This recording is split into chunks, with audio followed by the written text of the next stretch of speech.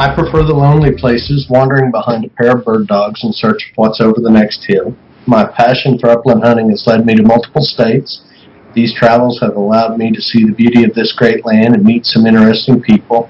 I hope to introduce you to many of these people and encourage you to look for what's over your next hill. Today I'm talking with Dave Mayers, West Plains, Missouri, about Show Me State woodcock hunting. The podcast is sponsored by Pike Gear. An upland hunter who hunts hard needs clothing that is light, makes hunting easier, not harder. An upland hunter is always on the move and always thinking about his next move. He needs clothing that can move with him, clothing that doesn't hold him back or weigh him down. Pike Gear is designed for upland hunters who are always on the go and always dreaming about their next hunting trip. Visit pikegear.com to find the best upland hunting clothing you'll ever wear.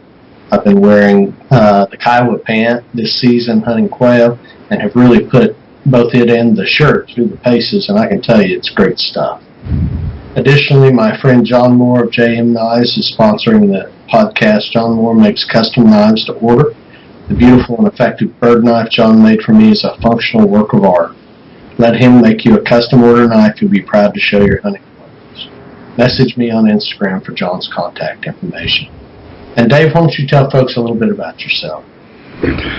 Well, Ryan, first of all, thanks for having me on. I really appreciate it and be happy to share some stories about upland bird hunting. Like you said earlier, I'm living in southern Missouri, deep in the Ozarks. I've been here for about 33 years, but I grew up in southeastern Pennsylvania, spent about 26 years there, got a college degree, worked for about 6 years as a technician for the Pennsylvania Fish and Boat Commission. And then my wife and I moved to Stevens Point, Wisconsin. Spent about 2.5 years there going to graduate school. And right from there came to Missouri in the mid-'80s. Raised 2 beautiful daughters and have grandkids now, and this is my home base for all my bird hunting. Has been for the past 30-plus years. Well, you sure picked some beautiful places to live, Dave. Yeah. I mean, Pennsylvania is beautiful. It's getting pretty crowded now, at least where I was. And northern Wisconsin, well, you know, that's to a lot of people's God's country. It's beautiful there. Yeah, it's beautiful. We drove through eastern Wisconsin going to the UP. Oh, it's been 4 years ago, and it was in early October, and the leaves are still on. And I got to tell you, that area around Madison, I've never seen a more beautiful location. I agree. And that'd be southern or south central Wisconsin, but still just heartbreakingly beautiful. Yeah. Those big old barns and those big old cattle and the green grass in the bottoms and the reds and the oranges up on the hilltops. I mean, it was pretty special for a guy used to the gray flat sagebrush flats out here in Oklahoma. Right. And they're beautiful in their own way too. Yeah, and boy, the Ozarks, you know, of course we vacationed over there some when I was a boy, and that's God's country for sure too. Yes, it is. So you say that you retired from the Missouri Department of Conservation in 2014. What did you do for the department? I was a fisheries biologist here for most of that time,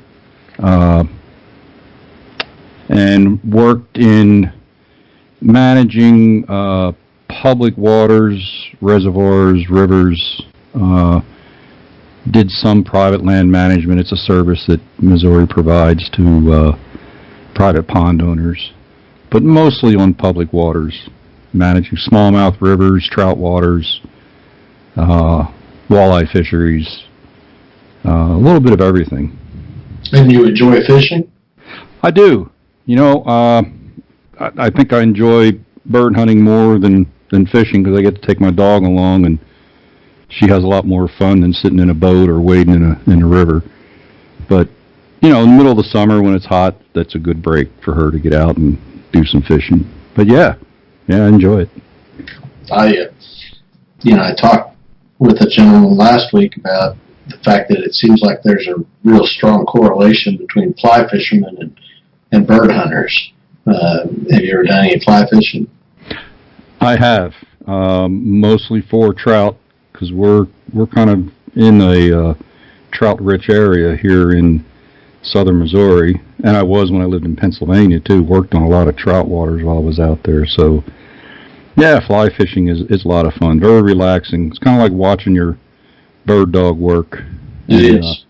You know, you put everything together and everything kind of works out for your dog, and when your cast doesn't get hung up in a tree, that's a special moment. And you talked about your dog. Tell me about your dogs. I have a German short-hair pointer. She's a female. She just turned 6. And interestingly, I did not grow up hunting over pointers. When I was in southeast PA, it was about 40 miles outside of Philadelphia, kind of in what's now suburbia. But I used to be able to walk out my back door into a big cornfield and hunt pheasants. Didn't have a dog, but just bumped them up and would hunt pheasants that way. And that kind of was my first introduction to bird hunting. And when after I graduated from college and moved to central PA, I met a lifelong friend who ran some black labs, and he introduced me to ruffed grouse and pheasant hunting in Pennsylvania. Now, this was back when Pennsylvania had a lot of wild birds. In fact, back in the 70s, I don't even think they were stocking birds back then. I could be wrong, but they rely heavily on the stocking program now. So he was a really good bird or a dog handler, and he could hold those black labs pretty close. And for grouse, that was a real important, to be able to get a decent shot on those grouse. Yeah. So fast forward to Wisconsin. I didn't have a bird dog. Coming back down to Missouri, and I think it was my first or second year here. And a coworker of mine who worked in the Kansas City area said, "Hey, you like to bird hunt?" I said, "Yeah, I do." He says, "Well, we've got some bobwhite quail up here. Would you like to come up and hunt them?" He said, my technician has a bird dog. And I said, "Yeah, I'm in." So travel up there and went out on some private land, and he had a English pointer, unloaded the dog, and I think there were 3 of us and 1 dog. It was on a piece of private a farm, soybean and corn farm. And we start walking, and I instinctively start following the dog. Isn't that what you do with bird dogs? And they said, "Hey, Dave, come on over here, let's walk this path." And I said, "Well, okay." Not having hunted behind a pointer, really didn't know what it was all about. He goes, "Don't worry about it. When the dog goes on point, we'll know, and then we'll go up and flush the birds." And sure enough, the first draw we walked up on, this dog locks up on point, and the gentleman invited me, being the good host he was, he goes, "Dave, you're the guest. You walk up and shoot at that first covey of birds." And this was all new to me for pointing dogs. And I walked up, birds went out. I don't remember whether I got one out of that first covey flush, because I was so enthralled with hunting behind a pointing dog. And it was at that moment, after that hunt, I decided I've got to get a pointer of some kind. Now, it sets a tuning fork off in my heart every time. Yeah. Now, it took me another 10 years to get my first dog, because I was busy raising 2 daughters. And then I got my first pointer, and I've had at least 1 every time since, sometimes 2. And I've never looked back. I've always had short hairs. Yeah, always short hairs. Yep, that's just what I've come to like, and I like their temperament. And I don't breed them. I'm not a professional handler. I just pick up a lot of tips from reading books or on the internet and talking to other pointer owners. And each dog seems to get better, and I don't know whether that's I'm picking them better dogs, or I'm maybe I'm becoming a better handler. Maybe a combination of both. I find as I get older, I stay out of my dog's way a lot better than I did when I was younger. Does that make sense to you, Dave? Oh yeah. I tried to overhandle. I definitely overhandled my first bird dog. Right. And then as I've gotten older, I let them kind of mature into the dog they're going to be, and they're so much better equipped to do what they do than anything I can teach them. Yeah, you just have to remember to trust your dog. That's what I keep telling myself. You know, that they have a much better nose than I have eyes or a brain, so sometimes you just have to trust where they're going and what they're doing and go with it. Yeah, and I get overly concerned when they don't do what you think they should do. You know, they make mistakes too, just like people do. Sure. That's how they learn. You know. Yep. I've had dogs now for 20 years. Had pointing dogs, and everyone's different, and everyone comes to the game a little bit differently. But it seems like just about the time they get it figured out, then they can't do it anymore like they used to. So, right. I've learned to enjoy them when they're young and nod-headed and don't do what I want them to do, and then because I can see the future in them, and then as they get older, I can appreciate what they used to be. You know, the strength that they used to have, combined with the wisdom that they currently have. They're just like people. And it's our job as handlers to be sure they don't get into the rut of any bad habits.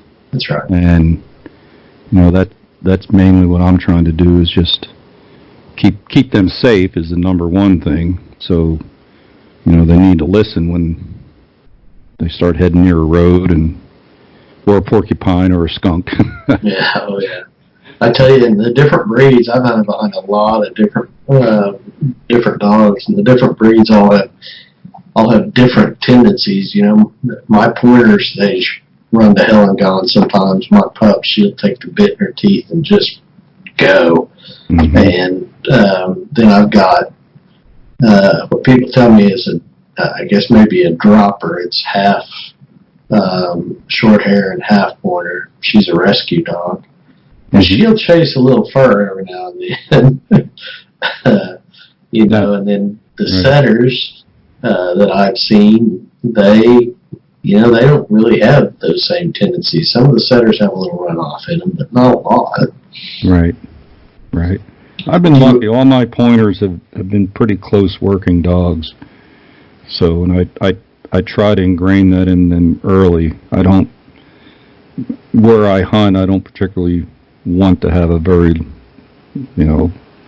far-ranging dog, so I try to keep them fairly close. Yeah. I don't know what my little pointer pup would do in the big woods. I'd be interested to see. I don't think she'd run more than 100.5 probably, which is pretty big for some of the woods I've hunted in up in the UP, but right.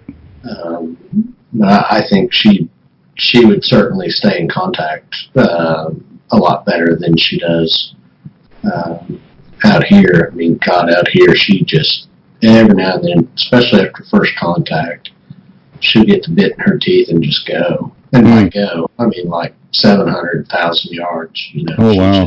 She just covers the ground. Yeah. And she comes from big running stock, and I knew what I was getting when I got her. But I find myself this year constantly reining her in. It'll be better next year. Yeah. And sometimes it pays off if you're covering more ground. Yeah. As long as they'll hold that point till you get there. She's honest. She wants to be honest. It's still hard for her, but she's going to be okay. She's birdie as I'll get out. The main thing she wants is to keep me happy. So right. It's all going to work out. I'm going to kill a lot of birds over that dog. My old setter, my half setter, she's half short hair, Ellie Mae. She's just a super sweet dog. She runs pretty big for short hairs. I mean, she runs 200, 225 pretty regular out here hunting quail. But she hunts to objectives, and she's real measured. She preserves her stamina because she's on the ground a lot for me because she's a dang good bird dog, and so she knows she's going to have to hold back some energy to run the rest of the day, and so she didn't just blow herself out first time. I wish I could get my short hair to do that. She has one gear and it's high. Yeah. And but she's in good shape. I keep her exercised all summer and feed her well, and she does well. Yeah, and I've seen some beautiful short hairs. I mean, they're just gorgeous dogs. There's not a dog I've met I don't love, though. Right. I'm pretty easy to please. My preference runs to the pointers, but I like them all. Yep, each breed is unique, and each individual within that breed is unique. So, yeah. And I think that a lot of what a man's preference, a bird hunter's preference, runs to depends on the type of hunting they're doing. Right. You know, what you're mostly doing. You want the dog that's most ideally suited for that. And so what might look good for you is maybe not what looks good for me. Exactly. Although a good bird dog will be serviceable up in the big woods, big north woods, just like they'll be serviceable down in the cactus in South Texas hunting quail, or over in the mountains over in the Coronado in Arizona, you know. Yeah. And I like to travel around and hunt different states for different birds and different terrain. So I just, I take my dog and, she does what she can, and she does the best she can in each of those. She has her, high points and, kind of terrain that she does better in than others. But, if you don't take them, you don't go, you don't get to experience that new hunt. That's exactly right. And that's why I invited you to be on the podcast to talk about that exactly. So let's talk about the thing that I know from our conversations is nearest and dearest to your heart. What is your favorite hunt? What do you do most regularly? Well, that's kind of a double-edged sword, because what I do most regularly is woodcock hunting, because around here that's what my opportunity offers itself, the greatest opportunity, even though it's a fairly short season.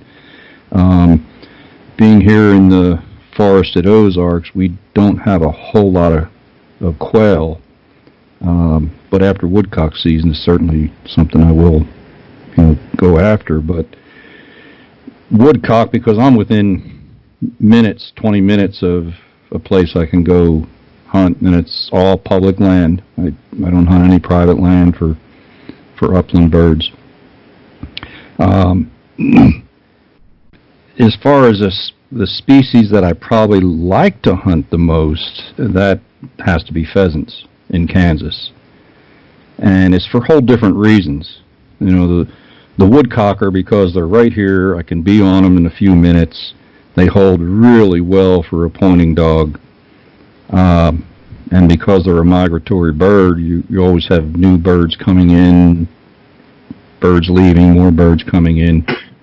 So there's a lot of opportunities. But ringnecks, I just, especially late season, we usually don't go out on opening weekend. We've tried that a couple times, and it was just too crowded. It wasn't worth the extra birds for having to deal with a lot of other people. So we usually go out after the opener. And as you well know, if you've hunted pheasants anywhere, is that those birds get smart after a while. And for me, if I can get my dog to point a ringneck on public land and I get a chance to harvest it and she retrieves it, that's the whole real deal for me. The pheasant hunting to me is like a chess match. Oh yeah. You know, it's just doing things to try and outwit that rooster.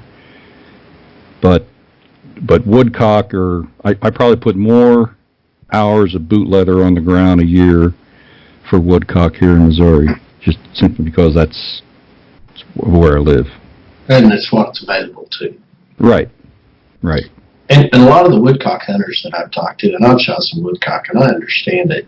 There's a draw there for me. If I had them more readily available, I think I could get myself focused in on shooting woodcock and really enjoy it.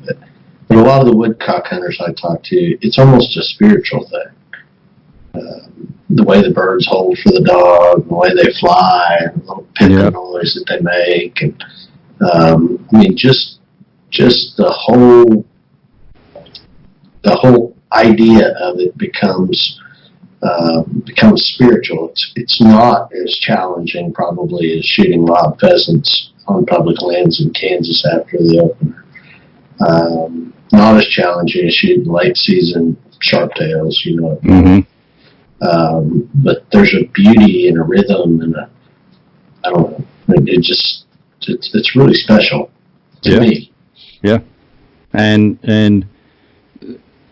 on the other side of that coin, there are some spots that I hunt around here that are pretty gnarly and full of greenbrier and locusts and hawthorns and blackberries. And you definitely want to have a good pair of chaps and a good pair of brush guard jacket, because you'll get tore apart. But that's where they are, you know. Well, and this may seem like a stupid question, Dave, but any rough grouse in those hills? No. No. The Department of Conservation has tried rough grouse reintroductions twice, and with very, very, very limited success. They're on a third reintroduction now between St. Louis and Columbia. The other two were down around here in southern Missouri, and just never really amounted to anything. They had a season open for a while and then closed it, and now it's introductions going on up north of here. But no, this is deer and turkey country. So for an upland bird hunter, I have to travel, other than for woodcock and a few quail. Yeah, I've got to travel. Well, my brother said one time that rough grouse live in woods where a fat man can't walk. And it sounds like maybe those Missouri woodcock do the same thing, live in that pretty thick stuff. They can, and you know, people would ask me, you know, where can I find woodcock? What kind of habitat are they in? And I try to describe it to them just by what I said earlier. You know, creek bottoms, look for soil that, you know, has some organic matter to it, and it's soft and not full of gravel, because these birds have to, you know, probe for worms. They can't do that on a gravel bar. And you know, I think you can find them all through Missouri. It's just, you just have to start looking and take note of where you start to find them. Several years ago, when I started keeping track of where I was finding woodcock, I often wondered if the soil type they were found in might be an indication of where to find them. So I began putting dots on a map and then looking up the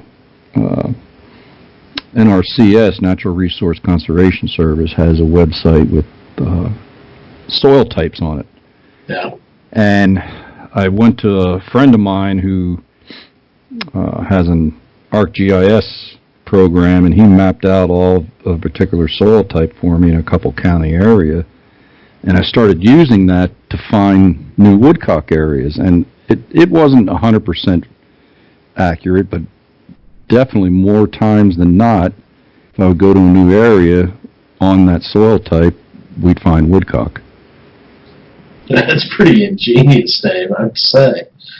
Well, and then I think it was last year in the Project Upland magazine, or maybe it was their online, they had an article about people doing that exact same thing. And, people say, well, what soil type is it that you hunt? And I said, well, that really wouldn't matter, because the soil type I'm in this county, if you're 100 miles north of me, it's probably not found. You just have to start building your own. Yeah. Get into these creek bottoms and look for these thickets, and then just start putting a dot on the map.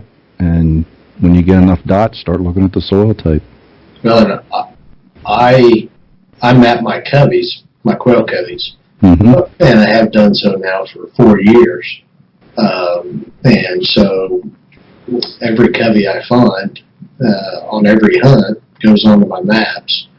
And if it's a repeat covey, I can look back and see how many contacts I've had with it the last year. And it may not be the same birds, obviously, because there could be 3 or 4 coveys running around in those same areas. Right.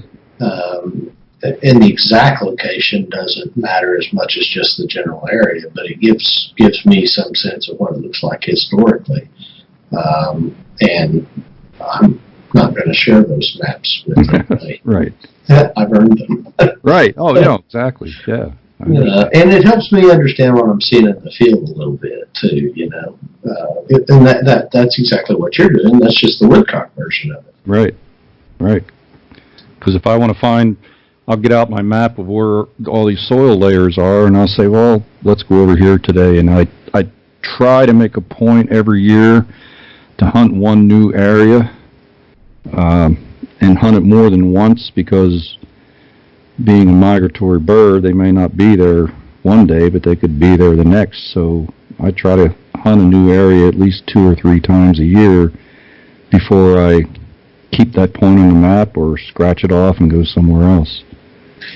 Well, when you and I talked earlier, one of the things that stuck with me was the fact that you're not exactly having to elbow other hunters out of the way to shoot woodcock up there. No, not at all.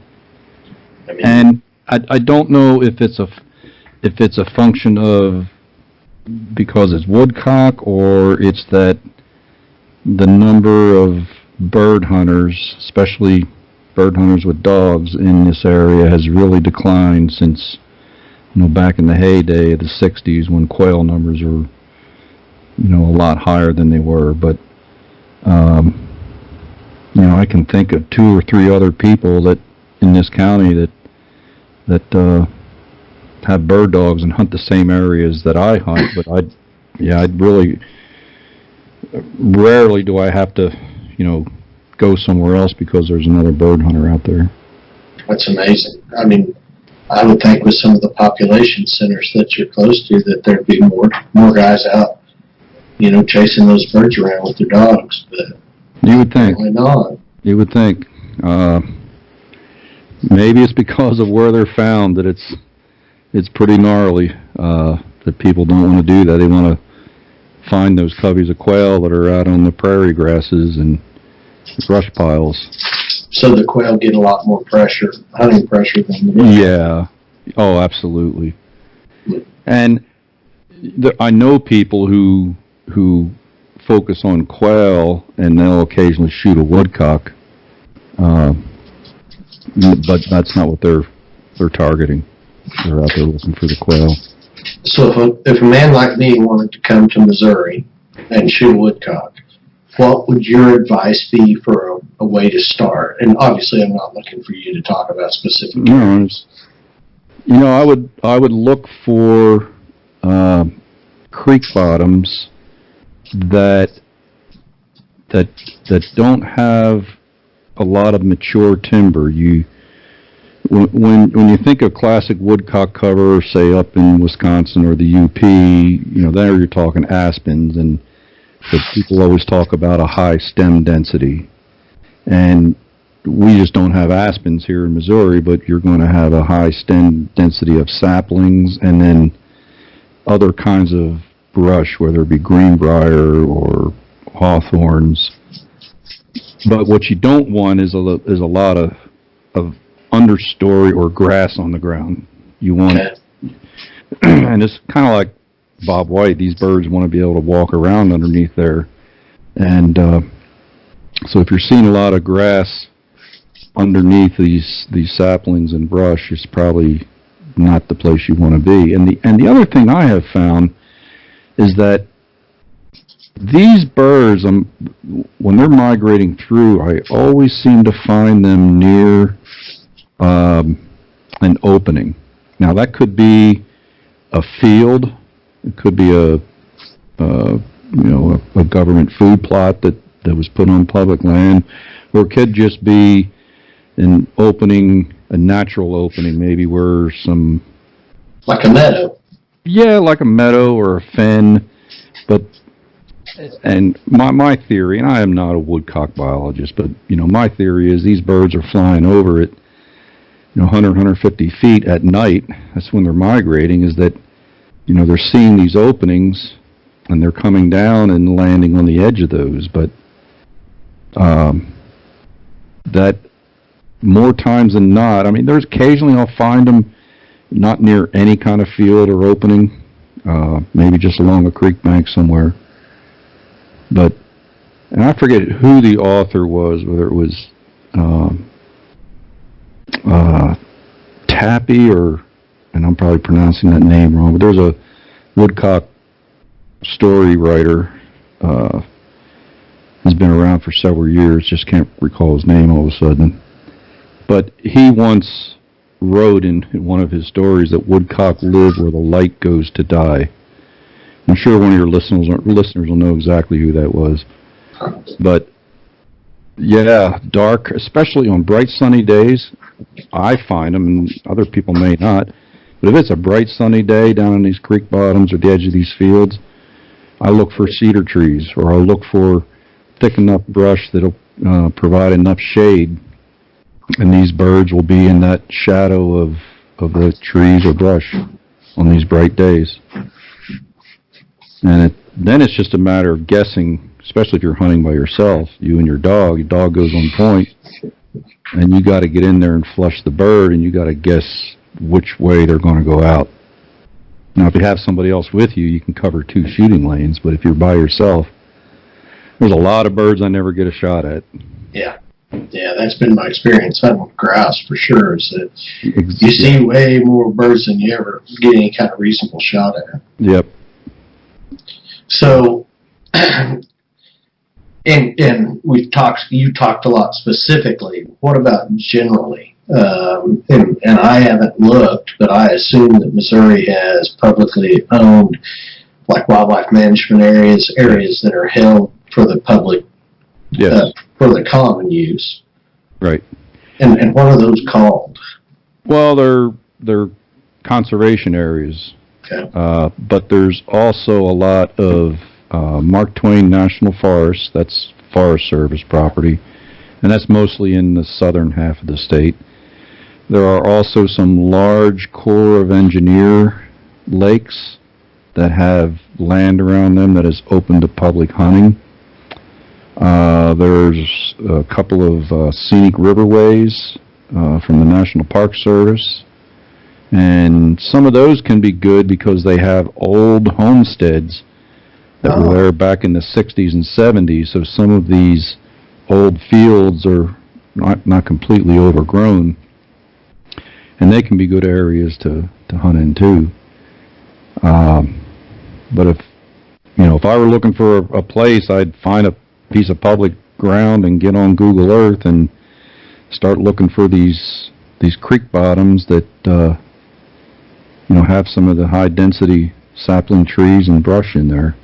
Well, and I know the way that would work in Oklahoma was I would go to the Oklahoma Department of Wildlife Conservation's website, and they have I think it's a link that's like where to hunt, And then it gives you a list of all the publicly managed lands. I don't think it includes the federal lands in Oklahoma, and I don't think it includes the paper company lands that may or may not be open to the public.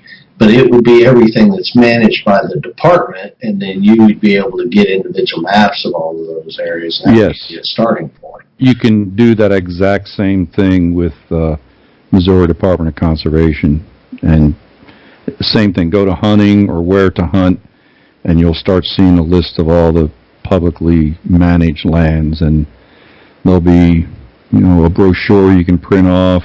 They'll have all the regulations. There'll be a map on there, show you where the trails are, what's open field, what's forested. You can do that exact same thing in Missouri. Okay. And then if I'm a young lawyer in St. Louis, and I all of a sudden decide that those pictures I see on Instagram of guys hunting birds are really cool, and I want to try to do that, what would your advice be for somebody like that to get started chasing those woodcock? I would find an area or several areas within whatever distance you want to drive within St. Louis. Go to that Conservation Department website and look up the area and call the area manager. And there you go. They're going to tell you whether they've seen woodcock on their property, and if you say you're looking for some creek bottom lands that don't have any timber harvest on them, and they're just kind of, a lot of these creek bottoms, they don't grow big trees because they're flooded so frequently, and that's probably why they're so good for woodcock.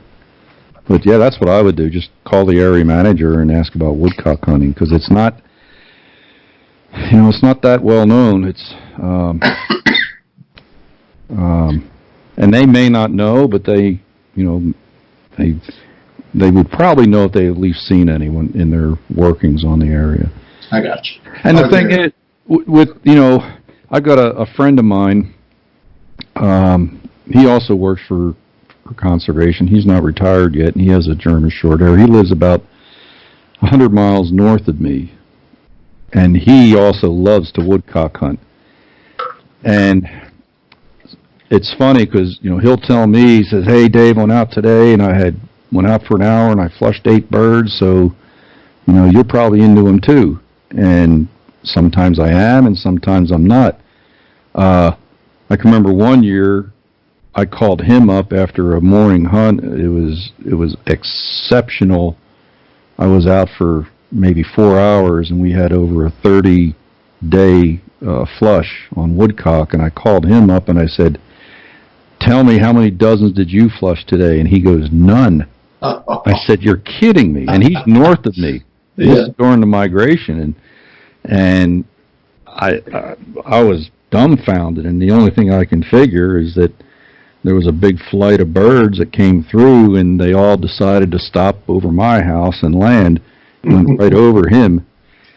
And then I've seen it just the opposite too, when he's been in birds and I haven't. But that you just have to be patient with these migrating birds. Well, are there organizations in Missouri devoted to bird hunters? Like, we have Quail Forever.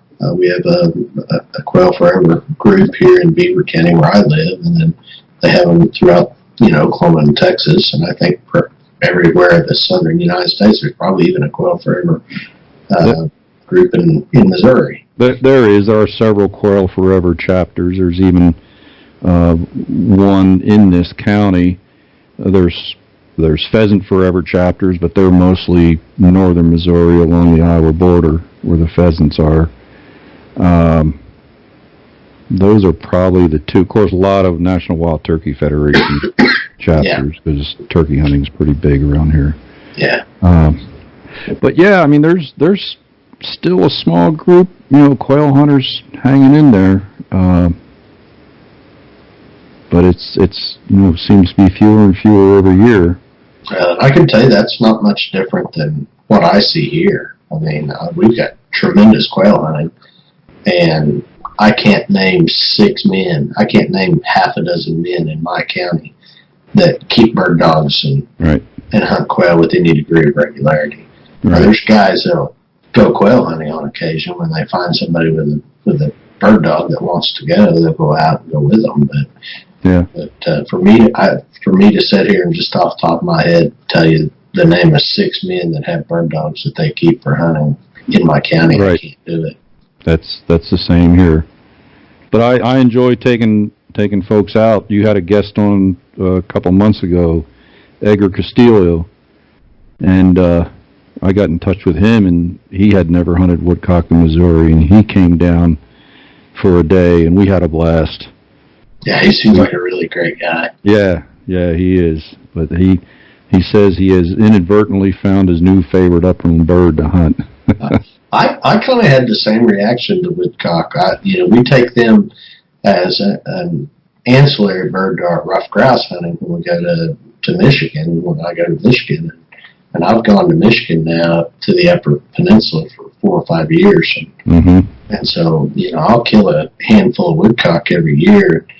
And I really come to appreciate those little birds. They're a lot of fun. Oh, they are. Yeah.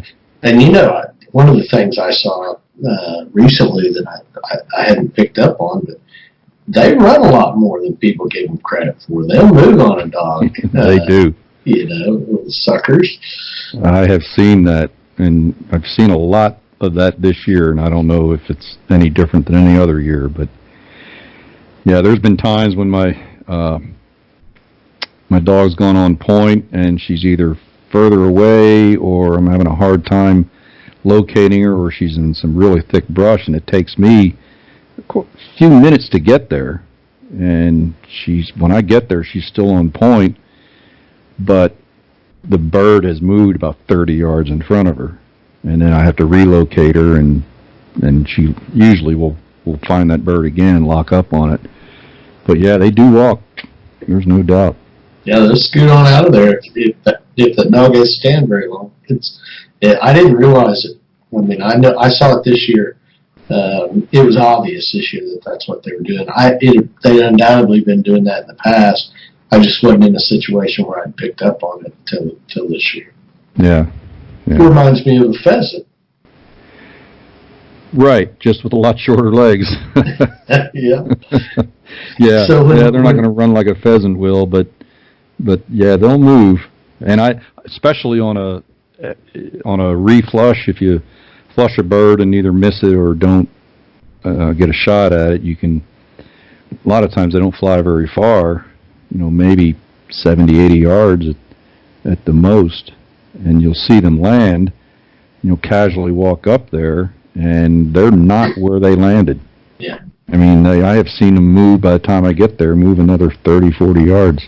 Now we know running little fools. Yeah.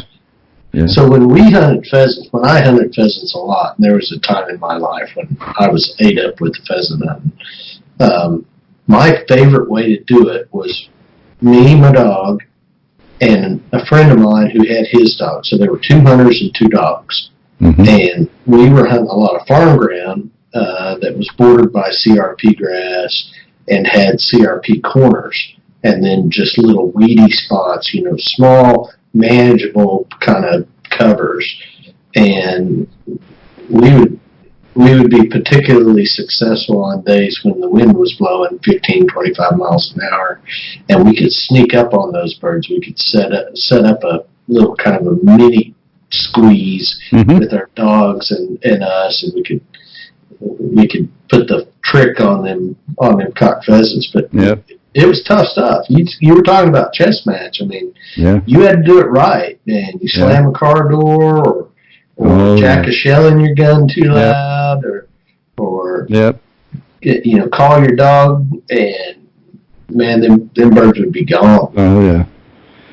Yeah, we always, in Kansas, we try to use water bodies like lakes or ponds or creeks to kind of pinch them to where they, you force them to that creek bank, and they seem to hold a little bit better. But yeah, it's a chess match, but that's what makes it fun. Yeah, and intellectually challenging. Oh yeah.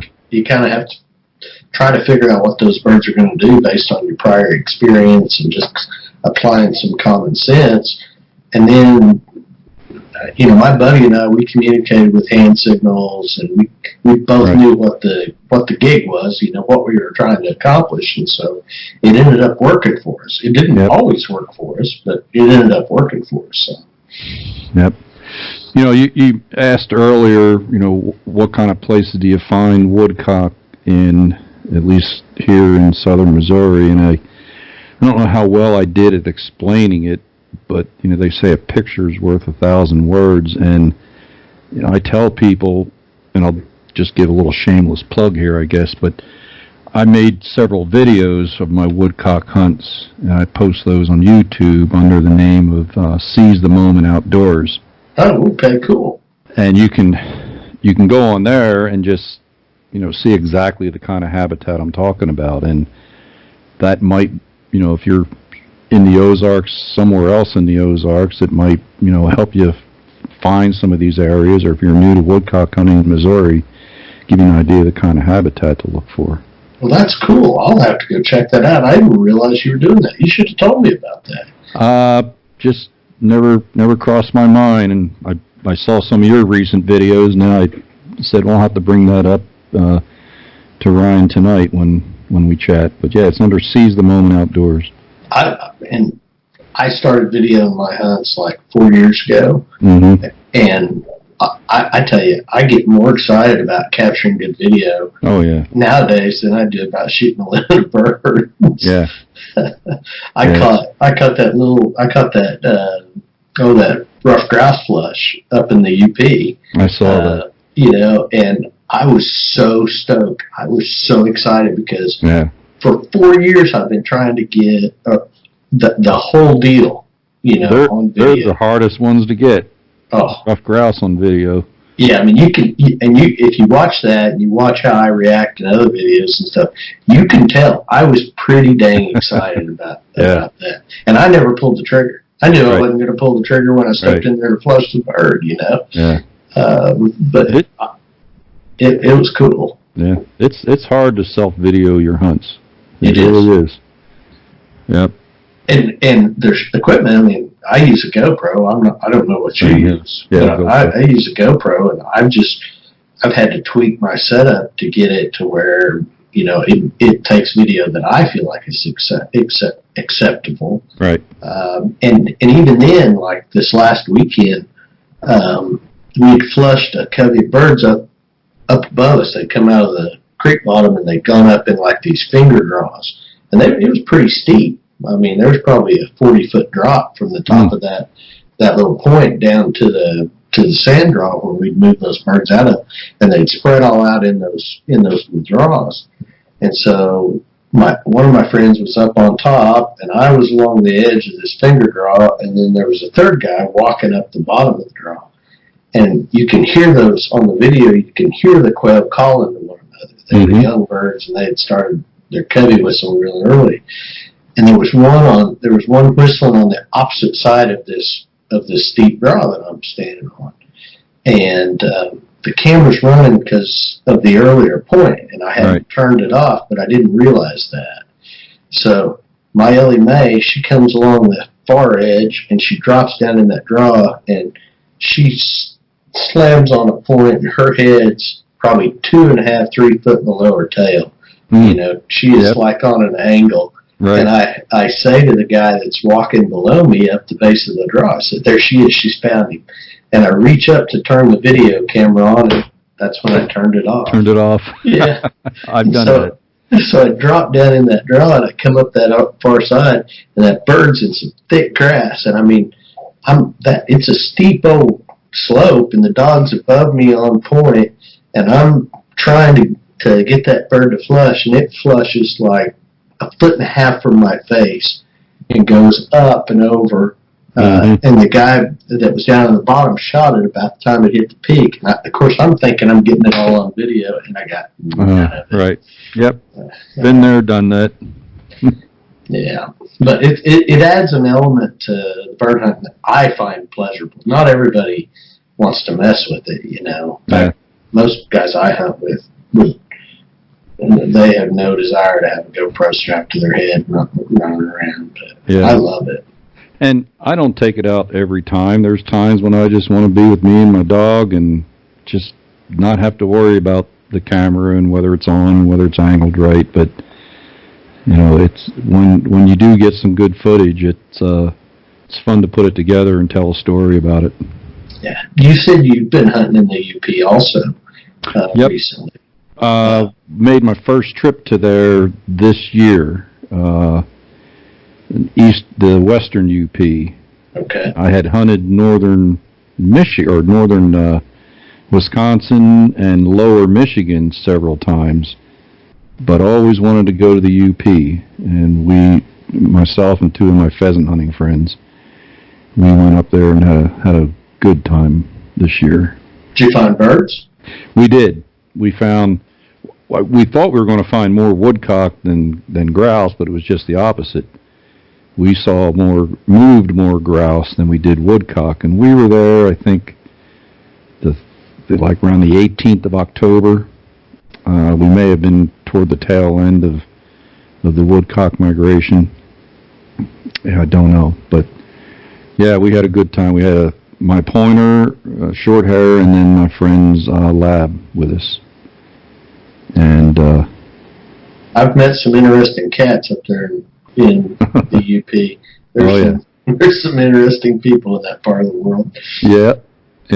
We would go to the local bar for dinner a couple nights and kind of rub elbows with.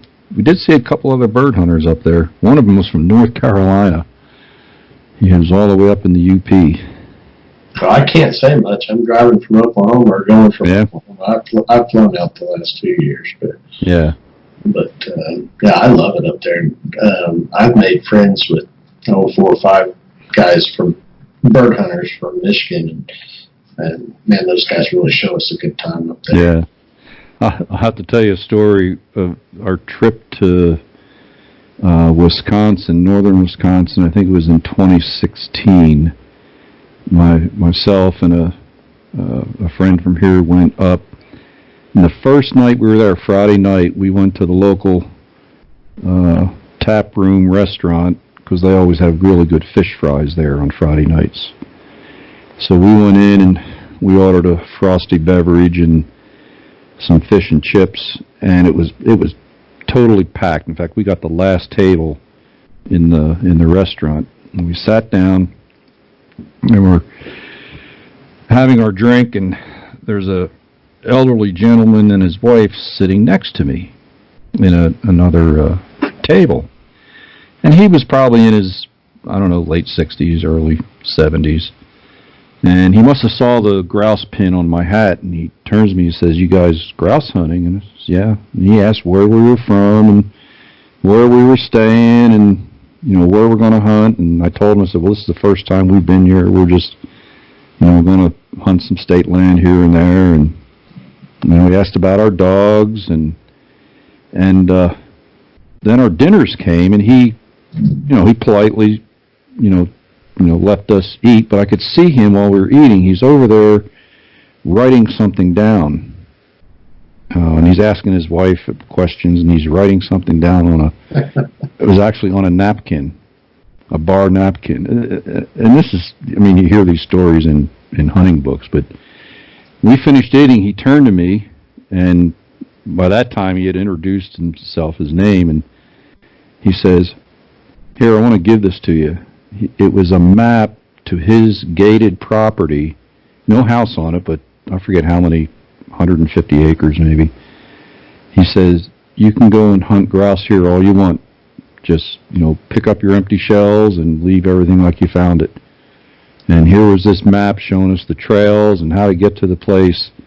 And I still have that map hanging on my wall because it ended up, we hunted it the first day and the last day, and it ended up being the best grouse hunting area of all the places we blindly went to. And how cool is that? Just some guy out of the blue is like, "Hey, I've got this place that I want to share." Yeah. You know? Yeah.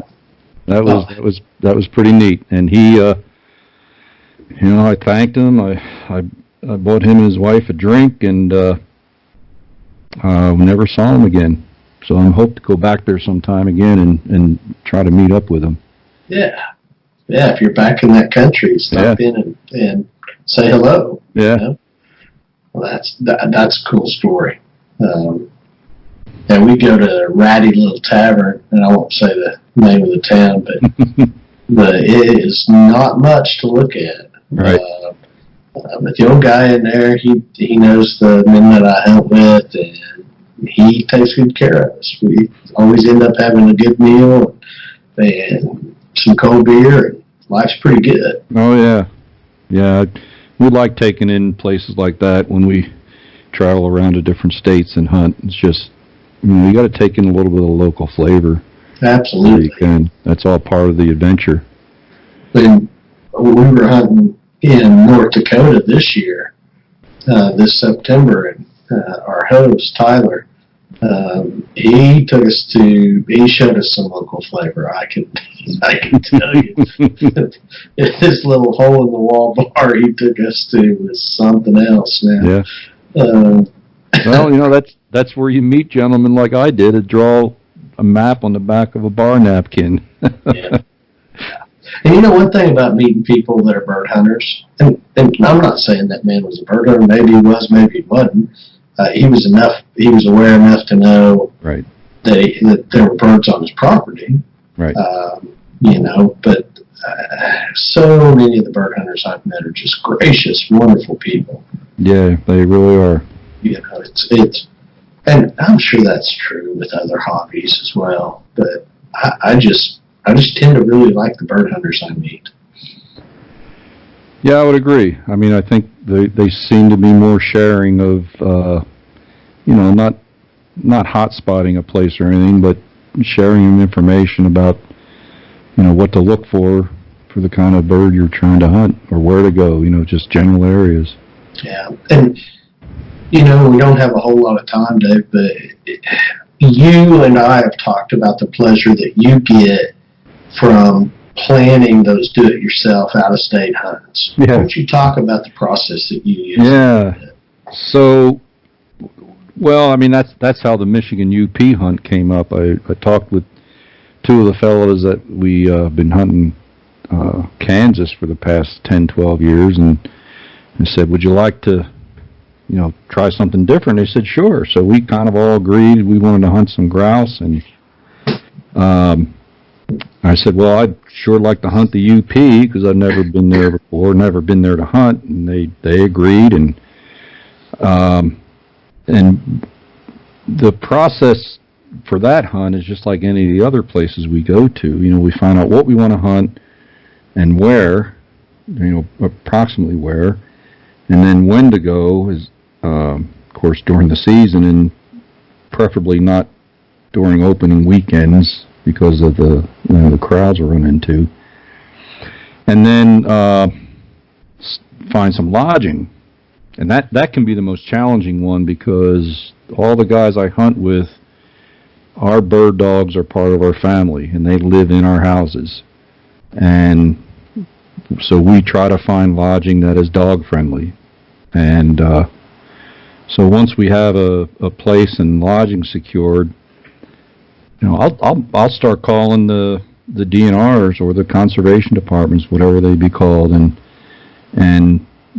just asking them for some general ideas of where I might find whatever birds I'm looking for. I'm not asking them to put an X on the map, but just to give some general ideas and whether the populations are up or down. And then using Google Earth, and there's some other applications out there that can, map the private land versus public, or the age of the aspen cuts. Mm-hmm. Michigan does have a good MI Hunt app that you can get online, and you can see where all the aspens are and how old the cuts are. So lots of hours spent in the summer in front of a computer screen or on the telephone calling the biologist or looking at the habitat online, and then when you go and everything falls into place and you start seeing birds and you start harvesting some birds, that makes it all worthwhile. Yeah. It's I'd much rather do it that way than somebody say, hey, come on, I got a hot spot here for you to hunt.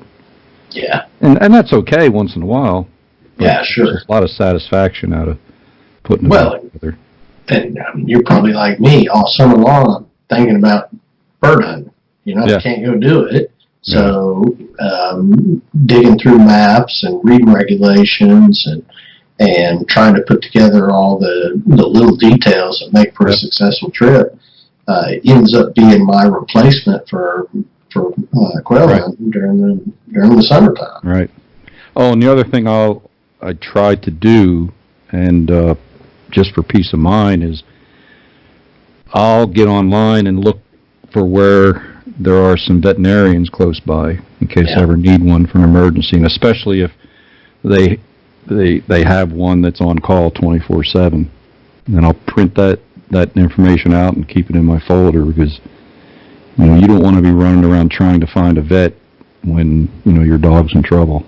Yeah, and I know when we hunted in Kansas and would bounce from those walk-in hunting area to walk-in hunting areas, that we would cover a lot of ground. I mean, we'd be 3 counties deep by the time the sun went down, and then we just hit the highway and drive back to Oklahoma. But being able to keep up with where the vet is in that area would be pretty tough.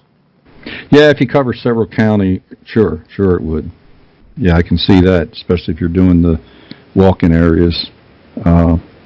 If you just have a home base and you're going maybe 30 miles out like we did in Michigan, you just pick a couple of towns and find where the vets are there. But I hadn't thought about traveling that much. Yeah, I think that there's more of that than there used to be, because those states have adopted that walk-in hunting access program. A lot of these central states have. And, boy, it's been a blessing for us bird hunters. Oh, absolutely. Yeah. And, when I say we hunt all public land, and not to take anything away from those private landowners, I consider those walk-in areas as public hunting land, even though it is private. As do I. Yeah. I mean, it's managed by the state for hunting. Right. Some states it's more managed than others. Right. But certainly the access is managed. Yeah. So, I would consider that public ground as well. Yeah, that's where 95 to 99% of the bird hunting I do is on public land. So what do you think the future holds for us bird hunters, Dave? Well, that's a good question. I think we need to be sure that our state agencies in whatever state we hunt, keep upland birds on the front burner for managing it. And that's where I think groups like Pheasants Forever and Rough Grouse Society, American Woodcock Society, the groups like that can help keep the pressure on the states to manage the habitat for upland birds. Because if without that, and especially for people like you and I that hunt public land, if we don't have the right kind of habitat on there, we're not going to have any birds to hunt. Yeah. And if there's not any birds to hunt, then it becomes that much harder to recruit new people to come and hunt. Oh, absolutely. Yeah. Yeah, I mean, I love taking new bird hunters out. That's just, it's a lot of satisfaction. And I do that in the spring for turkey here in Missouri. I've taken dozens of new hunters out to get their first turkey, and that's, well, you talk about something, a rewarding experience is to see somebody either shoot their first woodcock or shoot their first wild turkey. That's pretty neat. And we have to do that. I mean, Yes. it's incumbent upon each of us that have crossed that entry boundary to help other people make that leap. Right. Because otherwise it's just going to go away. Right, and I don't think we're seeing, as much of that, being passed down from generation to generation for whatever reason. I think a lot of the recruitment into upland bird hunting is coming from first-time bird hunters, and maybe it wasn't even in their family. And they're the people that need the mentoring, that need to, feel comfortable that they know what they're doing. And, we have to help them out. That's right. Or they're going to give up. They're just going to not do it anymore. Well, and like a lot of other hobbies, but maybe more so than some, that boundary is pretty high, especially when you talk about hunting with a dog. Oh, absolutely. It's expensive to keep a dog, and there's a lot of difficulties associated with that. And, but of course, a lot of the bird hunters that I talk to hunt birds because of the dog, Right. And I would tell you that's absolutely true for me. And me as well. But helping people go from being a dog owner to being a bird hunting dog owner, I think we need to find ways to increase the occurrence of that. Yeah, and a dog doesn't necessarily have to be part of the formula. I tend to think that getting someone interested in bird hunting first, and then let the dog ownership for them come next. Mm-hmm. That way they know whether they like to hunt upland birds, and then if they want to take them, to me, the next step is, get a dog. Because, I grew up as a kid walking cornfields and flushing pheasants without a dog. And that's kind of what got me hooked. Yeah. So yeah. And, I know a lot of other states do this. I know here in Missouri, they have youth hunts where they'll find a group that wants to sponsor a dozen kids or so, and of course they'll take them to a pheasant preserve because or quail or chucker, but some preserve where the kids can have a better chance of seeing a bird and getting a shot at it and experiencing it, but that gets them hooked. Yeah, a little bit of success, Right. I've been on a shooting slump earlier this week. I was struggling to knock birds down, and Cubby gets up, and I'm quite a ways from it, and they're coming across me, and one bird made the mistake of getting just close enough that I thought, I'm going to shoot that sucker. So I pulled down and swung right through him and just crumpled him. And I was like, yeah, that's how you do it. Yeah. Yeah. I don't know if it broke my slump or not, but it sure did feel good to do it that one time correctly. Yeah. Well, that just dawned on me, with woodcock hunting, I don't think I would woodcock hunt without a dog. Not so much that you couldn't walk through and flush birds, but it's finding them after the shot because of the kind of habitat they're in. Yeah, it's just so thick that you lose a lot of birds. There have been many times when, in fact, just my last hunt, I think it was 3 days ago, I shot at a bird, and I did get a video of this. I think I posted it on YouTube. I told my dog, I said, no bird. And she just kept running in the direction that the bird flew, and I said, well, I'll just let her go.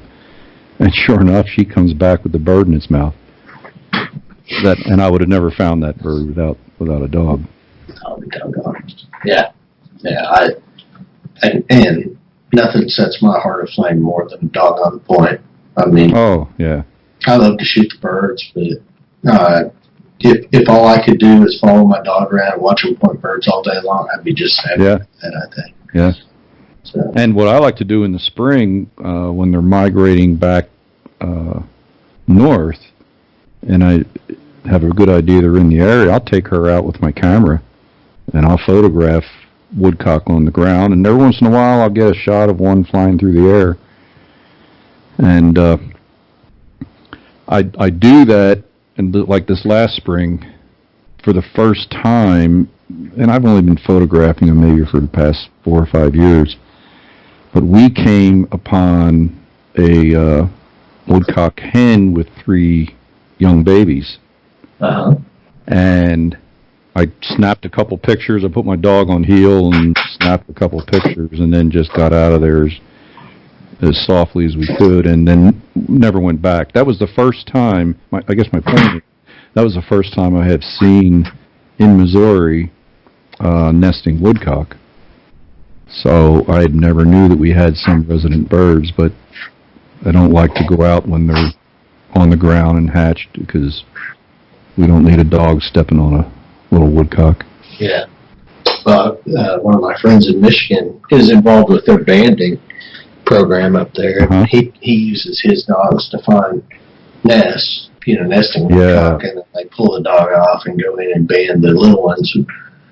And he'll still shoot a woodcock, but he may only take one a day. He's sure not bloodthirsty about killing them like he was before he got involved with that banding process. He's got a little soft spot in his heart now, I guess. Absolutely. Yeah. Good for him. Nothing wrong with that at all. So he gets excited about it. He sends me pictures of the nest with the little woodcock, and I mean, he gets fun excited about banding those birds. I would love to try that sometime, or be in on one just to see how it's done, and that's great. Yeah. Well, I know it's no surprise to you, Dave, but our hour has passed. In fact, a little bit more than that, frankly, has passed. But I sure have enjoyed talking to you this evening. I have too, Ryan. Thanks again for inviting me. Yeah. You have a wonderful evening. All right, you too. Oh, they're here. They got to be here.